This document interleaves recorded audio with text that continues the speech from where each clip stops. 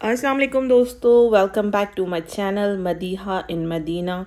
कैसे हैं आप सब? उम्मीद करती हूँ कि बिल्कुल खैर खैरियत से होंगे और मज़े में होंगे। आज मैं आप लोगों को बताने जा रही हूँ कि रियाजुल जन्ना के परमिट लेने के बाद हम जो है वो रियाजुल जन्ना पे किस तरह हाज़िरी दे सकते हैं। ये सारा रश जो आप देख रहे हैं, ये इतनी भीड़ जो आप देख रहे हैं लेडीज़ की, जी हाँ, ये रियाजुल जन्ना जाने के लिए है, जिसका हमें नुसुक ऐप से बाकायदा एक परमिट लेना पड़ता है, जिस पर मैंने अपनी पहले से वीडियो बनाई हुई है कि हाउ टू रजिस्टर, आप कैसे अपने आप को रजिस्टर करेंगे नुसुक ऐप पर, और उसके बाद आप रोज़ा रसूल की हाज़िरी के लिए किस तरह परमिट लेंगे। बहुत सारे लोग जो वहाँ पर नहीं रहते, विज़िट पर आते हैं या रहते हैं, उनकी मालूमात में थोड़ी सी कमी होती है और वो आपसे ये कहेंगे कि आपको परमिट लेने की बिल्कुल भी ज़रूरत नहीं है, आप फ़लाना गेट से चले जाइए। तो ये बात याद रखिए कि अगर आप जिस भी गेट से जाएंगे वो गेट रोज़ा रसूल की हाज़िरी है, रियाजुल जन्ना की हाज़िरी नहीं है। ठीक है जी। अच्छा जी, अब मैं आपको ये बताती चलूँ कि बहुत सारी हमारी लेडीज़ परेशान हो रही होती हैं और पूछ रही होती हैं, उनकी एज बहुत ज़्यादा होती है, उनको इंटरनेट वगैरह यूज़ नहीं करना आता। तो वहाँ जब मैं मस्जिद नबी जाती हूँ तो वो पूछती हैं कि बेटा हम कैसे रियाजुल जन्ना जाएं। तो वो एक प्रोसीजर है जिस पे नुसुक ऐप पे आपको अपनी रजिस्ट्रेशन करानी होती है, स्लॉट्स की अवेलेबिलिटी होती है।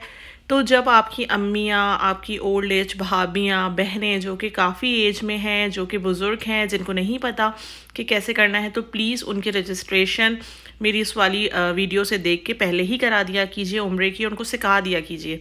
और उनको ये भी बताइए कि आप जो है वो रियाजुल जन्ना की किस तरह से रजिस्ट्रेशन करा सकते हैं, किस तरह स्लॉट्स की अवेलेबिलिटी होती है, वो मौजूद होती हैं, और आप उन्हें कैसे बुक कर सकते हैं। क्योंकि लोगों का ये मानना है कि ये ज़रूरी नहीं है कि जो है वो आप मतलब उसका वो लें, परमिट लें, लेकिन परमिट लेना बहुत ज़रूरी है और परमिट के हिसाब से जो भी टाइमिंग है उसको फॉलो करना भी बहुत ज़रूरी है। क्योंकि परमिट लेने के 1 घंटे बाद जैसे ही आप परमिट लेंगे आपका परमिट एक्टिव होगा। जैसे आपका परमिट 9:30 बजे का है तो 10:30 बजे के बाद वो नॉन एक्टिव हो जाएगा। आप ये मत समझिए कि आपका 9:30 बजे का अपॉइंटमेंट है और आप जो है रात के 12 बजे जाएंगे तो वो आपको जाने देंगे, ऐसा बिल्कुल भी नहीं है। आपका परमिट जो है वो नॉन एक्टिव हो जाएगा और फिर आप नहीं जा सकते और आपको नया परमिट ही लेना पड़ेगा। ठीक है जी। अच्छा जी, दूसरा मैं आपको ये बताती चलूँ कि लोग वहाँ पर बहुत ज़्यादा परेशान होते हैं कि हम कौन से गेट नंबर से जाएं। तो जी हाँ, गेट नंबर 37 जो अंदर मस्जिद के गेट हैं वो गेट नंबर 37, और जो गेट बाहर हैं 364 गेट नंबर बाहर लिखा हुआ होगा। और उससे आप जैसे ही अंदर जाएंगे तो जन्नतुल बकी के बिल्कुल साथ आप देखेंगे 364 का रास्ता है और उसमें लिखा हुआ है रियाजुल जन्ना जाने की जगह। और वहाँ बहुत सारे शुरते भी खड़े होते हैं तो आपको आइडिया हो जाएगा और आप उनसे भी पूछ सकते हैं। और वहाँ पर जिस कदर रश होगा आपको पता चल जाएगा कि रियाजुल जन्ना जाने का यही तरीका है। क्योंकि मस्जिद नबवी के अंदर मस्जिद नबवी के अंदर और बाहर के जो दरवाजे हैं, जो गेट हैं, उनके नंबर्स डिफरेंट हैं, तो आपको इस चीज़ का ख्याल रखना पड़ेगा। ठीक है।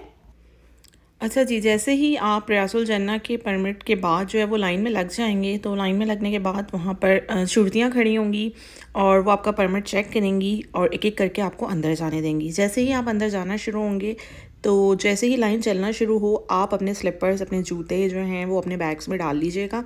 और आगे आप जाके देखेंगे कि वहाँ पे जूतों के रैक्स होते हैं, तो वहाँ जूते मत उतारिएगा क्योंकि आप जाएंगे तो गेट नंबर 37 से, पर जब आप निकलेंगे गेट नंबर 39 से आप बाहर निकलेंगे तो आप वापस गेट नंबर 37 पे नहीं जा सकते, तो फिर आपके शूज़ वहीं रह जाएंगे अगर आपने वहाँ रैक्स में उतार दिए।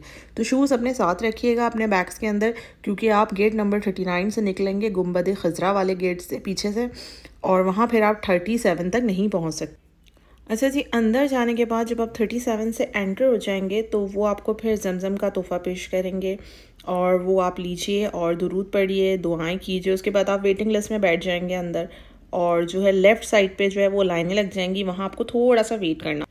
अच्छा जी, अब आप बैठ के इंतज़ार करेंगे। बहुत सारी लाइंस लगी होती हैं, कुछ लोग खड़े हो जाते हैं, कुछ लोग बैठ जाते हैं और लाइंस फिर चलती रहती हैं। तो उसके बाद जो है वो आप अंदर पहुंच जाएंगे और रियाजुल जन्ना की जो जगह है एग्जैक्टली वहाँ पर आहिस्ता आहिस्ता आप देखेंगे कि बहुत सारी लेडीज़ हैं और आपको खुद ही अंदाज़ा हो जाएगा। अच्छा, कहा यह जाता है कि आप सल्लल्लाहु अलैहि वसल्लम ने फरमाया कि मेरे घर से मेरे मिंबर तक का जो रास्ता है वो रियाजुल जन्ना है। ठीक है ना। तो जो शुरू की 3 सफ़े हैं उनमें आप कोशिश करिए कि आप नमाज़ पढ़िए, बहुत अफजल है। लेकिन धक्कम पेल बहुत ज़्यादा होती है और मैं देखती हूँ कि बहुत ज़्यादा एज वाली ख़वातीन होती हैं जो कि बहुत सफ़र कर रही होती हैं मुझे बहुत अफसोस हो रहा होता है। तो कोशिश कीजिए कि धक्कम पेल से बचिए और लोगों को नुकसान नहीं पहुंचाइए प्लीज़। आप इतनी मुबारक जगह हैं, और अगर आपके हाथ पैर से किसी भी चीज़ से किसी बुज़ुर्ग को जो है तकलीफ़ होती है, निकलती है, तो बहुत तकलीफ़ आपको भी होनी चाहिए और आपको इसका एहसास करना चाहिए, ठीक है ना। उसके बाद जो है ज़ाहिर है सबसे पहले पहुंचने के बाद तो आपने सलाम पेश करना है आप सल्लल्लाहु अलैहि वसल्लम की बारगाह में, और उसके बाद दुरूद शरीफ के नजराने पेश कीजिए, दुआएं मांगिए। हर बंदे का दुआ मांगने का तरीका अलग है, हर बंदे की जो है वो क़ुव्वत गोयाई अलग है, उसका तर्ज़ बयां अलग है। और आप लोग जानते ही हैं कि दुआओं के ख़जाने में खड़े होकर जो है वो ये नहीं सोचना चाहिए कि कौन सी दुआ कबूल होनी है, कौन सी दुआ कबूल नहीं होनी है। तमाम दुआएं जो आपके लबों पर आती हैं वो ऐसे ही नहीं आती, उनके पीछे कोई ना कोई मकसद होता है। जो कदम आपको बढ़ा कर वहाँ तक पहुँचाते हैं उनके पीछे अल्लाह ताला की कुदरत होती है। कोई भी ऐसे नहीं पहुँच सकता उस बारगाह में, उस दरबार में। वो मैं क्या कहूँ, बस रहमतुल्लिल आलमीन हैं, तमाम एक आलम के लिए नहीं, रहमतुल्लिल आलमीन, तमाम जहानों के लिए अल्लाह ताला ने उनको जो है वो रहमत बनाकर भेजा है। तो हम नहीं जानते कि किस कदर आलम है, किस कदर जहान है। तो दिल खोल कर मांगिए, और उसके बाद फिर आप जब पीछे मुड़ के देखेंगे तो बाज़ लोग बहुत ज़्यादा कंफ्यूज होते हैं कि अब एग्ज़िट कहाँ से है। तो परेशान होने की ज़रूरत बिल्कुल भी नहीं है, वहाँ पे शुरतियाँ होती हैं, और वो आप अगर उनसे पूछेंगे तो वो बताएंगी आपको खुरूज हिन्ना यहाँ से है। खुरूज मीन एग्ज़िट, और हिन्ना यहाँ, खुरूज हिन्ना। तो और बहुत सारी जो है वो उर्दू भी बोलती हैं, उनको लैंग्वेजेस आती हैं, तो यू कैन कम्युनिकेट ईजीली, आप उनसे बात कर सकते हैं, ठीक है ना। अगर आप लोगों को हमारी वीडियोस पसंद आ रही हैं तो हमें लाइक, शेयर और सब्सक्राइब कीजिए। अपना ख्याल रखिए, दुआओं में। ऐसी बहुत सारी वीडियोस लेके हम आपके लिए हाजिर होते रहेंगे। उम्मीद करती हूँ कि ये वीडियो आपके लिए बहुत मालूमाती होगी, और इंशाल्लाह आप लोगों को इससे फ़ायदा होगा। अपना ख्याल रखिएगा, दुआओं में याद रखिएगा। अल्लाह हाफ़िज़, फ़ी अमान अल्लाह, अल्लाह निगहबान।